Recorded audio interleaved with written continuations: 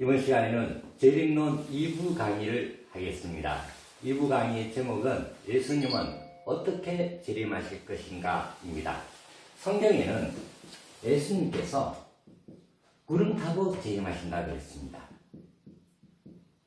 그런데 현대인의 지성인으로서는 예수님께서 구름 타고 하늘에 있다가 지상에 다시 오신다는 말을 이해하기가 좀처럼 힘듭니다.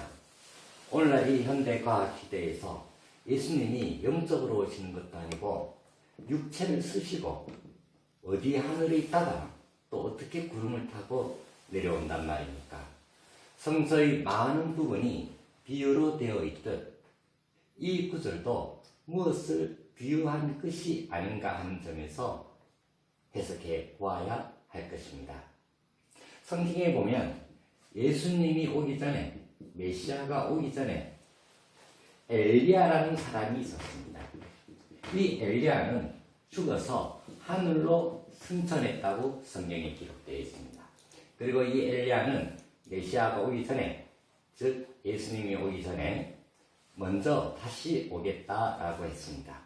따라서 유대인들은 엘리야가 오기만을 고대하였고 또 하늘로 승천했다고 했으니까 하늘에서 내려올 줄 알고 있었습니다. 그런데 예수님께서 사가리아의 아들 여인의 몸에서 태어난 세례 요한을 향하여 엘리야라고 증언했습니다. 이것을 볼 때 엘리야가 하늘로 승천했으니 하늘에서 내려올 줄 알았는데 예수님의 증언을 보면 세례 요한은 지상에서 여인의 몸에서 육체를 쓰고 지상 탄생하셨습니다. 이런 점에서 본다면 예수님께서는 재림하실 때 하늘에서 구름을 타고 온다고 예언했으나 실제 있어서는 예수님도 지상 탄생할 수 있다는 관점에서 볼 수 있는 것입니다. 이런 점에서 성경을 다시 보도록 하겠습니다. 다니엘서 7장 13절에 보면 여기서 다니엘서라는 것은 예수님이 오셔가지고 예수님부터 그 후의 행적을 기록한 성경을 신약이라고 합니다. 그리고 아담부터 예수님이 오시기 전에 있었던 기록을 구약이라고 합니다. 구약 성경에는 창세기, 율법서, 교훈서, 예언서 등 많은 기록이 있습니다. 예언서 중에서도 다니엘서가 있는데 다니엘 예언서가 있고 이사야 예언서가 등 많이 있습니다. 그 중에 다니엘 예언서를 보면 다니엘 예언서 7장 13절에 예수님이 오실 때 구름을 타고 오신다고 했습니다. 그리고 많은 사람이 그를 섬긴다고 했습니다. 따라서 그 예언서에 그렇게 기록되어 있으니 그 시대의 유대인들은 예수님이 구름을 타고 올 것으로 믿는 유대인들이 많았다는 것을 알 수 있습니다. 그런데 예수님은 어떻게 탄생했었습니까? 구름 타고 오셨습니까? 마리아라는 여인의 몸에서 육신을 쓰고 지상 탄생했습니다. 그렇기 때문에 유대인들은 예수님을 멸시하였고 예수님을 십자가에 못 박아 죽여버리는 사태까지 일어났던 것입니다. 오늘날에도 유대인들은 구름 타고 오시지 않은 예수를 메시아라고 믿을 수가 없다. 지상의 여인의 몸으로 탄생한 예수를 메시아라고 인정할 수 없다는 반기독교 운동이 벌어지고 있는 것입니다.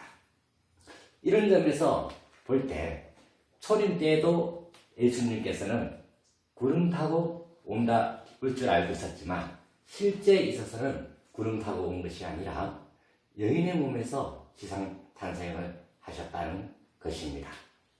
이런 관점에서 성경을 보면 어떤 구절이냐면 누가복음 17장 24절에서 25절을 보면 인자도 재림할 때, 그러니까 인자는 예수님이죠. 재림은 다시 온다는 것입니다. 인자도 재림할 때, 예수님이 다시 오실 때 너희들이 내가 먼저 고난을 당하며 그리고 많은 예수님 믿는 성도들로부터 버림받게 될 것이다 라고 예언을 하셨습니다. 예수님께서 구름 타고 오신다면 아무리 제약의 세계라 할지라도 구름 타고 오시는 예수님을 보고 믿지 아니할 사람이 누가 있겠습니까? 다 믿을 것입니다. 그런데 예수님께서는 어떻게 내가 다시 올 때 고난을 당하고 많은 성도들로부터 버림받아야 될 것이다 라고 말씀하시겠습니까? 그것은 예수님께서 초림 때와 같이 구름 타고 온다고 했지만 지상 탄생하시게 되면 많은 기독 성도들이 지상 탄생한 사람을 메시아로 믿을 수 없다. 그런 현상이 일어나기 때문에 그들은 예수님이 오셔도 불신하게 될 것을 아시고 이런 성경 구절을 읽는 것입니다. 따라서 이 성경 구절이 이루어지기 위해서는 예수님이 구름 타고 오셔서는 결코 이루어지지 않는 구절입니다. 또 누가복음 17장 24절에 보면 인자도 내가 올 때 누가복음 18장 8절에 보면 내가 올 때 너희들이 믿음을 보겠느냐라고 말씀하셨습니다. 기독교가 예수님을 믿는 기독교가 말세에 가까이 올수록 예수님 오실 때가 가까이 올수록 그 성도들은 점점 불어나고 있는데 예수님께서 구름 타고 오시면 그것을 믿고 보고 믿지 않을 기독 성도들이 어디에 있겠습니까? 이 말은 많은 기독교 성도들이 문자 그대로 예수님이 천사장의 나팔 소리와 함께 구름 타고 올 것으로 믿고 있는데 보석같이 소름 때와 같이 지상의 여인의 몸에서 지상에 탄생하시면 많은 기독교인들이 예수님을 몰라보고 될 것을 보고 하신 말씀인 것입니다. 역시 이 예수님의 말씀이 이루어지기 위해서는 예수님께서 구름 타고 오셔가지고는 이 예언이 이루어지지 않는 것입니다. 그리고 마지막으로 세 번째 마태복음 7장 23절에서 24절을 보면 어떤 기록이 있냐면 그날이라는 것은 예수님께서 재림하시는 그날에 오시는 날에 많은 기독교 성도들이 하늘을 향하여 예수님을 향하여 주의 이름으로 선지자 노릇을 하며 선지자는 오늘 아침에 목사가 되겠죠. 목사 노릇을 하며 주의 이름으로 귀신을 내쫓으며 주의 이름으로 많은 이적과 권능을 행사하지 아니할까라고 외칠 것이다. 그러나 내가 온 그날에 그런 사람들이 많을 것이지만 나는 그들을 향하여 난 너희들을 도저히 알지 못하니 불법을 행하는 자들아 나에게서 떠나가라 라고 할 것이다 라고 기록해 놨습니다. 주의 이름으로 주님을 믿고 선지자 노릇을 하며 또 귀신을 내쫓으며 병자를 치료하며 이적과 기사를 행하는 성도들이라면 하늘의 구름을 타고 천사장의 나팔 소리와 함께 육체를 쓰시고 눈에 보이게 오는 재림주님을 얼마나 잘 믿겠습니까? 그런데 왜 예수님은 그날에 그들을 향하여 불법을 행한다라 나는 너희들을 도저히 알지 못하니 나에게서 떠나가라 라고 말씀하셨겠습니까? 그것은 그들이 예수의 이름으로 선지자 노릇을 하고 많은 이적과 기사를 행하지만 문자에 얼며 예수님이 구름 타고 오실 줄로만 알고 믿고 있는데 도둑같이 초림 때와 같이 여인의 몸에서 육신을 쓰고 지상 탄생을 하게 되면 그들이 몰라보고 이단시하며 멸시하고 불신하게 될 것을 아시고 그렇게 말씀하신 것입니다. 이것을 보면 예수님께서 천사장의 나팔 소리와 함께 구름을 타고 오셔서는 절대 예수님께서 버림받고 고난받고 신도들의 믿음을 잃고 그런 현상이 이루어질 수가 없는 것입니다.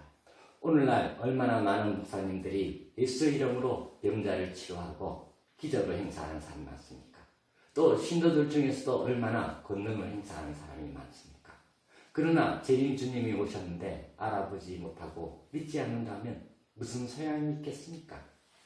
예수님께서는 어떤 창녀가, 막달라 마리아 창녀가 예수님의 그 번 돈으로 예수님의 발을 씻겨주는 그런 일을 했습니다. 베드로는 그 향신료를 팔아서 가난한 사람에게 보내주지 왜 예수님 발에 그 향신료를 부어 씻어주느냐. 그때 예수님께서는 이 여인이 복되도다. 가난한 자는 오늘도 있고 다음에도 있지만 나는 항상 있지 아니한도다. 이 여인은 나의 죽음, 장사를 예비합니다. 이 여인의 이름이 세계에 다 퍼질 것이다. 축복을 내렸습니다. 아무리 그 시대의 대제사장, 오늘날 지금 교황, 목사, 그리고 율법사, 지식층들 오직 메시아가 오기만을 믿었습니다. 기다렸습니다. 그러나 예수님을 모두 불신했습니다. 그러나 막달라 마리아 창녀는 예수님을 섬겼습니다. 예수님은 그 대사장과 율법사보다도 창녀가 먼저 천국 들어간다 그랬습니다. 그리고 십자가에 못 박혔을 때 첫 번째로 나간 사람은 오른편 강도였습니다. 아무리 위대하고 예수님을 절대적으로 믿는다 하더라도 예수님을 믿지 않으면, 따르지 않으면 무슨 소양이 있냐는 것입니다. 따라서 오늘날 문자에만 얽매여 있어가지고 예수님이 구름 타고 천사장의 낙타 소리와 함께 오신다는 그 성경 구절을 믿고 맹신하고 있기 때문에 실제로 예수님이 지상 탄생하시면 모두가 불신하게 될 것을 경고하시기 위하여 하신 말씀드린 것입니다. 그렇다면 예수님께서 구름 타고 온다고 말하지 말고 지상 탄생한다고 하면 이런 혼란을 막을 수 있었을 것입니다. 그런데 왜 구름 타고 온다고 기록하였느냐? 그것은 3부 강의에서 설명하도록 하겠습니다. 이상 마치겠습니다.